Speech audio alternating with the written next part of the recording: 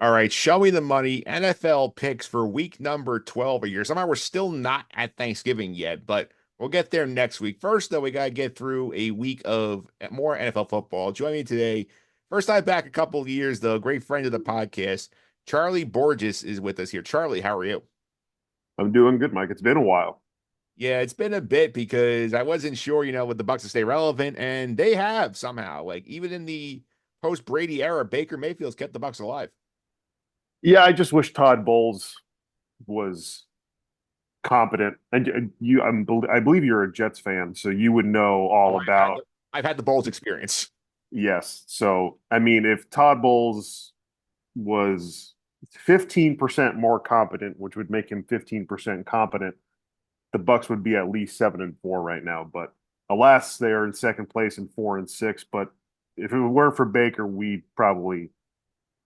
wouldn't be anywhere near 500.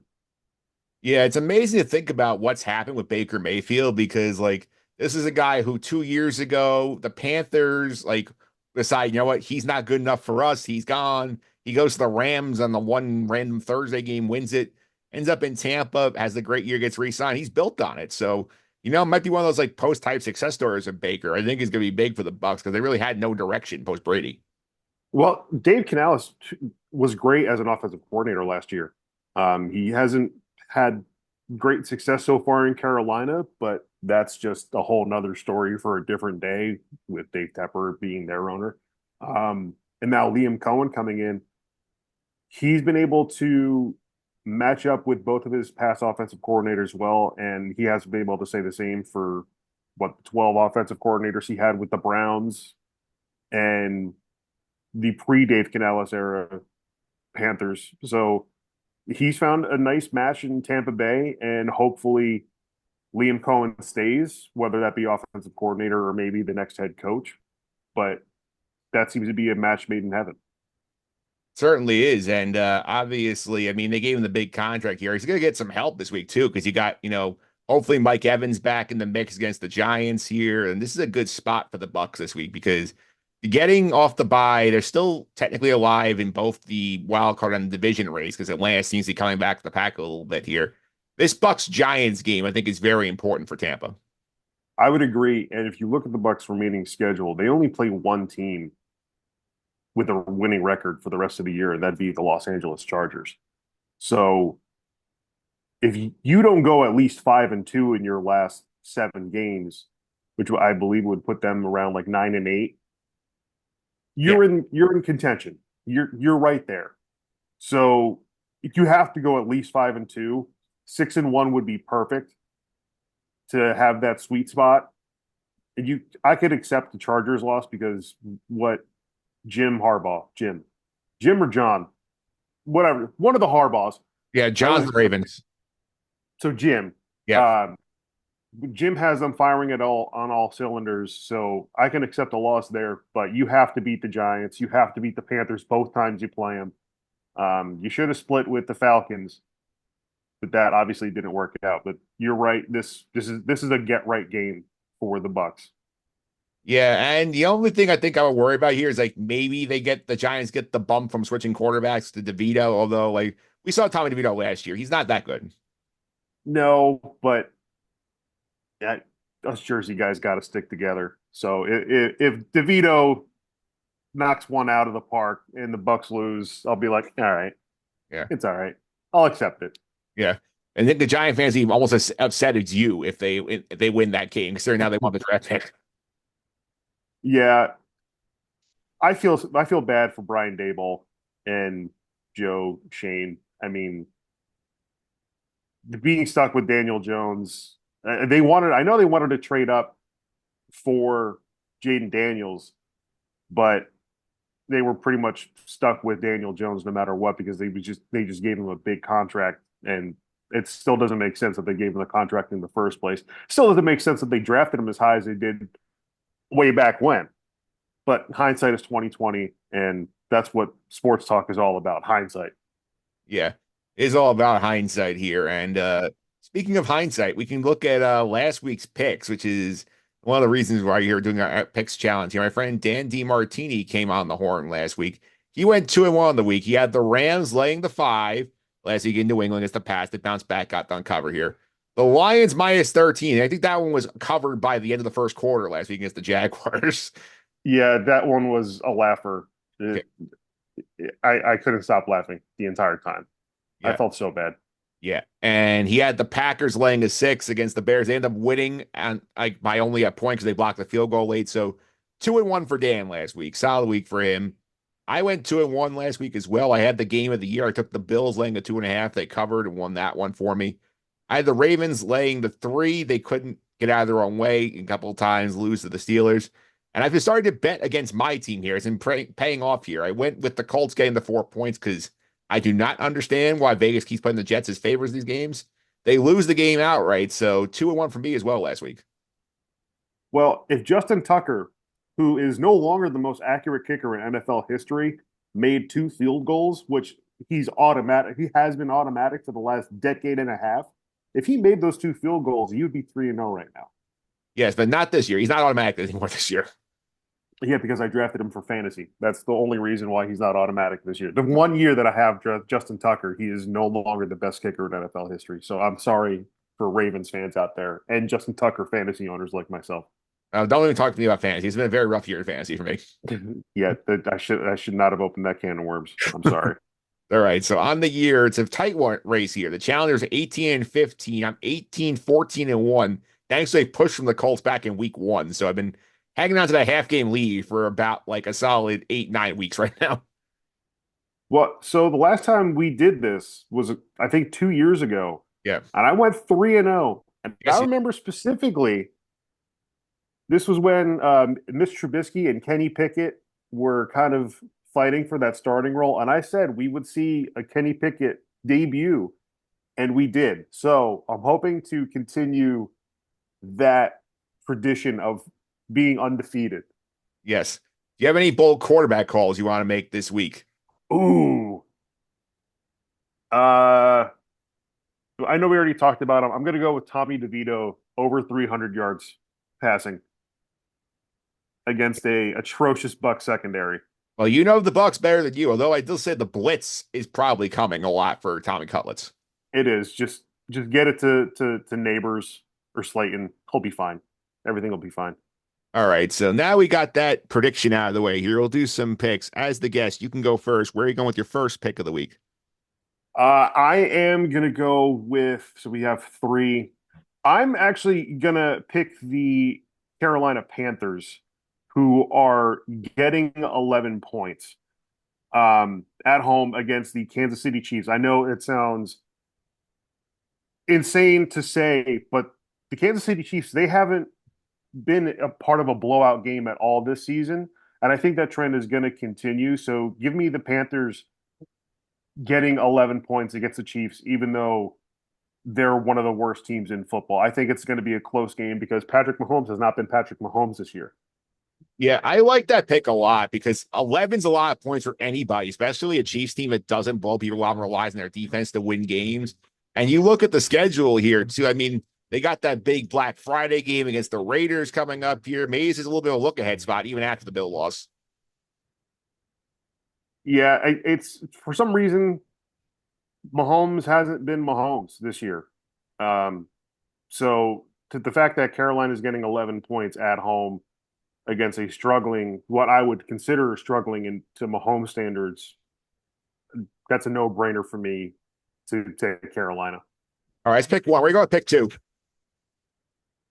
Pick two, I am going to take the Los Angeles Rams, who are getting 3 points at home, playing the Philadelphia Eagles. Sorry, I almost said Flyers.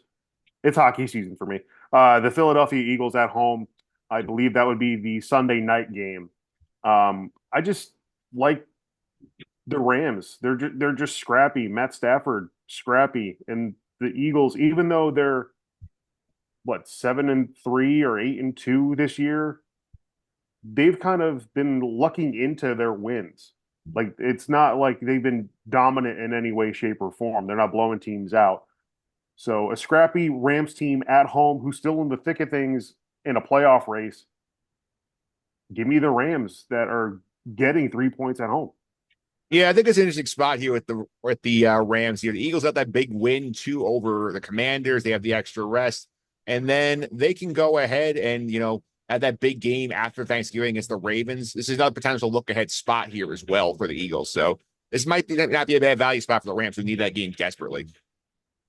They absolutely need that game desperately. The NFC West is just literally the wild, wild west. If I recall correctly, all those teams are kind of like they're bunched together, including like the Cardinals and the 49ers as well. Yeah, So it's a tough division, and the Rams are in the thick of things, and they have something to play for. absolutely. We're going with your last pick of the week. Speaking of the NFC West, I'm going to take the San Francisco 49ers, who are getting 2.5 points on the road against the Green Bay Packers. I think the 49ers, they're finding their groove right now. People are getting healthy, obviously, besides Brandon Ayuk, who's out for the year. They're healthy. They're getting their stride together, and they're one of those teams that we all know they're going to be in the thick of things no matter what. So even though they were a below 500 team a couple weeks ago, now they're getting their groove. Shanahan, he's finally hitting that sweet spot. They're about the rocket ship's about to take off, and I'm taking them right as they're about to go into space. Yeah, so I think the interesting thing with that pick here, I like it too, is like I've been saying with a couple of teams here, there's sort of like the if not now, when spot. Like if the 49ers can't Mm-hmm. here, when is this happening for this team? Because like they are running out of real estate here to make a run at this thing, especially considering they have a loss to the Cardinals in their back pocket already. Yeah, and the Packers, they've had back-to-back weeks of uh, of great games. They had the Bears. If the only reason why they didn't win is the block kick, and the week before they played the Lions and they lost by 10. So a lot of their games have been decided in the closing minutes or have been uh, resulting in less than a score. Those are the words I'm looking for. It's hard to speak when you're trying to beat Mike Phillips. A lot of their games recently have come down to the final score. So give me the 49ers against the Packers on the road. All right, so your picks are on the board now. I'll go ahead now. Pick number one. I'm taking your team, laying the 5.5 against the New York Giants at MetLife Stadium here. And it's not a good Giants team. I know they switched quarterbacks to Tommy DeVito here. People will have short memories of Tommy DeVito because he won games. He was not particularly good in these games. I think this is a spot. Tampa needs this badly. They should be getting Mike Evans back. They're going to be chucking the ball down the field because they shaky Giant secondary here. I know you're concerned about the Tampa secondary, but I don't think DeVito is getting much time to throw the ball. He's not doing much with it. So I like the 5.5 spot here. I know it's a little rich in terms of points, but I'll lay it. I'll lay the 5.5 with Tampa. Pick one. I understand why, but I'm also a cynical Buccaneers fan. Their defense has just been not good this year for whatever reason. Todd Bowles is the defensive guru. And like you said, you know the Todd Bowles experience well. He's supposed to be a defensive guru, yet Kirk Cousins laid 500 yards on them a couple weeks ago and then did the same thing in their last visit. Like every quarterback that the Buccaneers have been playing this year, there's just been that little extra oomph to their game. And even though it's a backup quarterback, I wouldn't be surprised if Tommy DeVito does the same thing. There's just a little added bonus to when you play an atrocious Buccaneers secondary. And Vita Vea on the defensive line, he hasn't been the Vita Vea that we know and love. The guy who gets about 10 sacks a year and an absolute dog in the middle. This Bucs has defense hasn't been the same, and I understand why you're going with that. But once again, as a cynical Bucs fan, all right, do what you want. This is your show. All right. My show is my next pick as well. So for two, I'm going to take an underdog too. I'm going to take the Chicago Bears getting 3.5 Ooh. Vikings on Sunday. And I think the hook is big in this game. Minnesota has kind of slowed down a little bit. Sam Darnold's kind of come back to earth after the fast start to the season here. We saw signs of life with Chicago last week. They should have won the game against the Packers at home last week. The change of coordinator to Thomas Brown seems to have done wonders for them. I think there's a spot here, as you said, the 49ers, if not now, when for the Bears? You're staring at Detroit on Thanksgiving, which is not an ideal spot to be going to here. If you do not get this one, Matt Eberflus might not have a job after Thursday with Detroit because that could be an ugly game here. I think this is a stabilizing spot here. I think at minimum they lose by 3. I think this is Mhm. a spot where the hook matters. I'll take the points with the Bears here, pick 2. To be completely honest, no matter, I think that if the Bears, even if they went out, I don't think Eberflus is going to be their head coach next year. They're going to have to start fresh and bring in a new quarterback. And I know that we're supposed to be talking about picks, but when Sam Darnold started this year hot as a pistol, what were your first thoughts as you also saw Aaron Rodgers not not on the same universe or plane of existence? Well, in terms of Sam, I said, good for him, and we'll see if it lasts because he tends to, have these moments. Over Carolina too, he had the hot start and then he kind of fizzled down the stretch. So Mm. see if he can actually maintain it because I feel like he's making himself some money, but I don't think the Vikings want him back next year. Yeah, with JJ McCarthy coming back to you draft a quarterback in the first round, and unless you're the 49ers who just traded up for no reason in any way, shape, or form for Trey Lance, you're going to have to start JJ McCarthy next season unless you sign Sam Darnold to a 1 year deal and still have McCarthy learn. But what does 2 years of learning do? Nothing. Case in point, exactly. So we'll see what happens with Sam Darnold and JJ McCarthy. All right, let's pick 2. Pick number 3. I'm going to one of the bigger numbers of the week here. I'm taking the Commanders laying the 10.5 against the Cowboys here. And this to me, based entirely on what I've seen of the Cowboys here, they look dead. They look disinterested here. They have obviously Dak down for the season. We saw frustration in Dallas on Monday and their issues with the coaching, with the stadium being open here. They're going on the road. Commanders, extra rest, really need this win to keep pace with Philly in the division. I think there's a spot here where they just get shredded by Jaden Daniels and the Commanders here. I feel like this is a very ugly 2-touchdown kind of win for Washington that may get Jerry to start thinking about firing his coach. So give me the Commanders, pick 3. If Jerry's not thinking about firing McCarthy now, when? I agree with you wholeheartedly. The Cowboys, they're not in it anymore. I saw a video where CD Lamb and a couple other guys, they were at the club after they lost. They got their butts handed to them this past week, and then they immediately went out to celebrate. What are you celebrating? I mean, I love it when the Cowboys lose, but at some level, it's like I didn't want them to lose this bad. You know Yeah. what I mean? Like it's not Jerry's world like it used to be. Yep. So to reset the picks for the week here, Charlie's gone with 3 dogs. The Niners getting 2.5 in Green Bay. The Panthers getting 11 at home against the Chiefs. The Rams getting 3 as a home dog against the Philadelphia Eagles on Sunday Night Football. My picks, I'm going with Charlie's Bucks laying the 5.5 at MetLife against Tommy Cutlets and the Giants. The Commanders laying the 10.5 against the floundering Dallas Cowboys. And my one underdog pick, the Bears getting 3.5 at home against the Minnesota Vikings. So those are your picks for week 12 here. And should be a fun run down the stretch here. At least you have football to look forward to. My team is completely disinterested as much as the Cowboys are. Yeah, but I mean, as we talked about, I don't know how much longer I can watch the Bucs with Todd Bowles.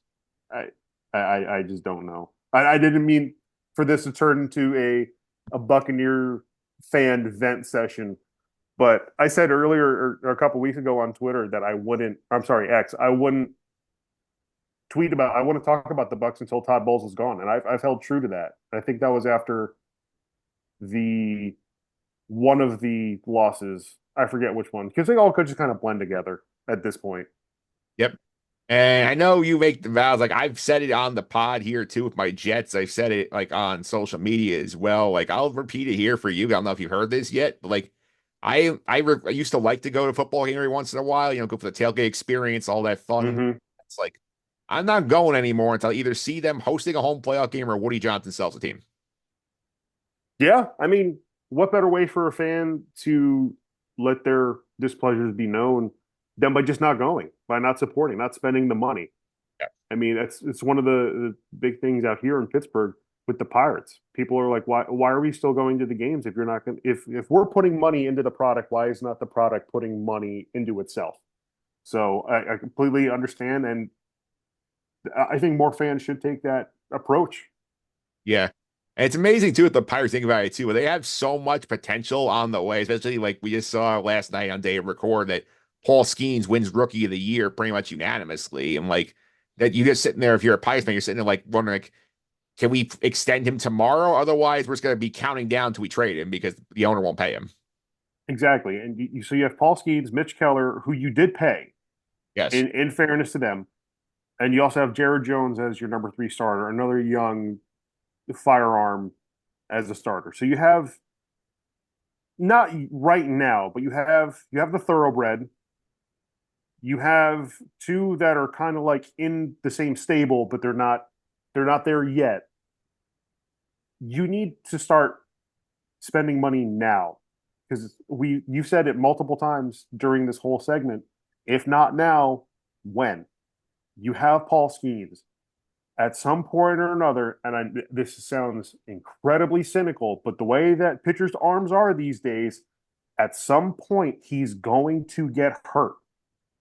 It's not me predicting that, it's science predicting that. If you look at all of these pitchers who throw over 100 miles an hour, at some point or another, they're going to get Tommy John or they're going to strain their shoulder and they're going to be off for a little bit.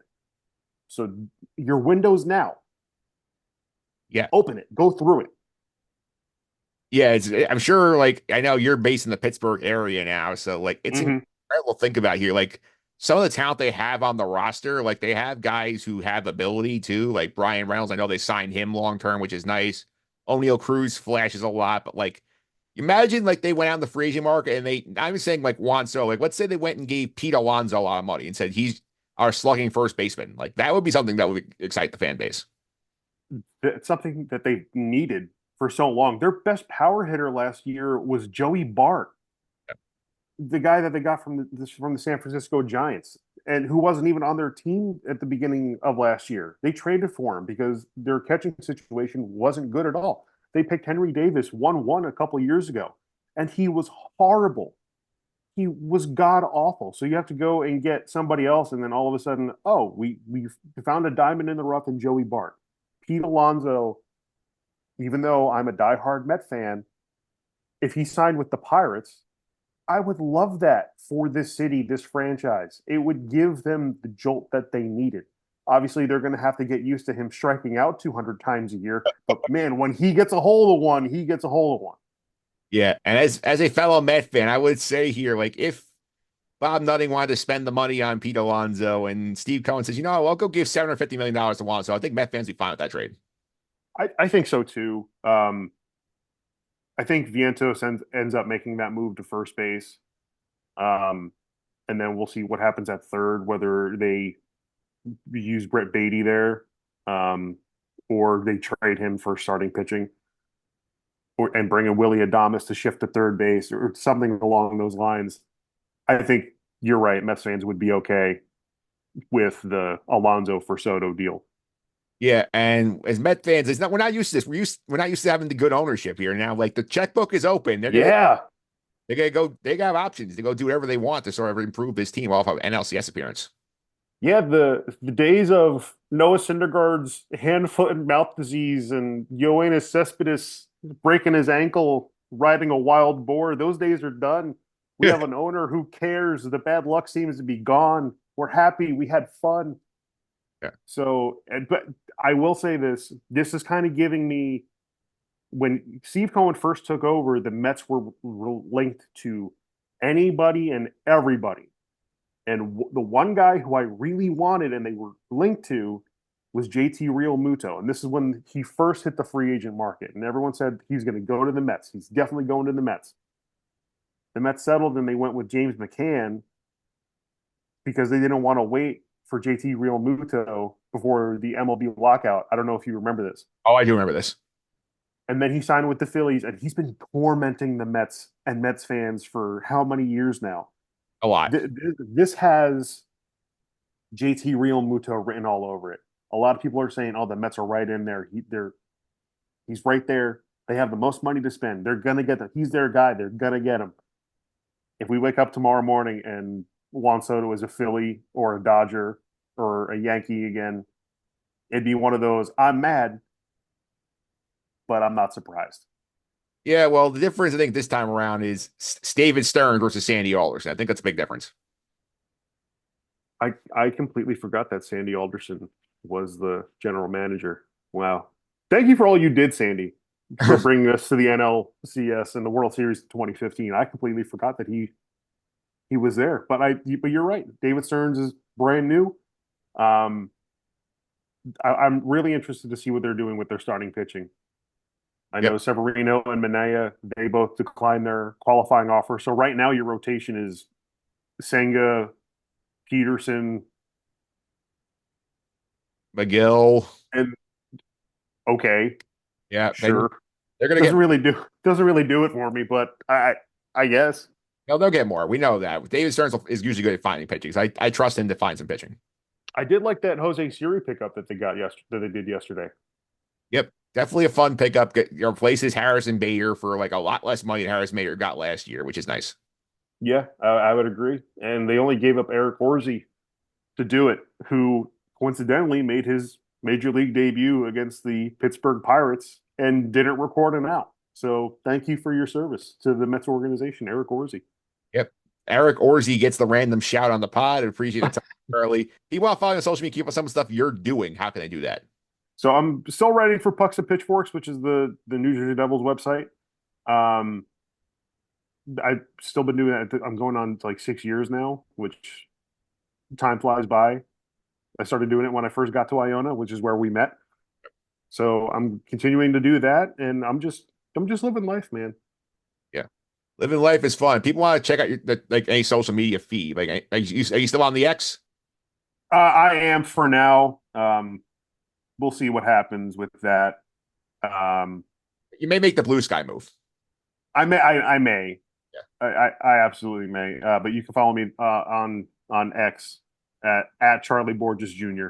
So that's where you can find me most for now. All right. Well, for now, we'll keep an eye on everything over there, Charlie. Thanks for all the time. Really appreciate it. No problem, Mike. Thanks for everything.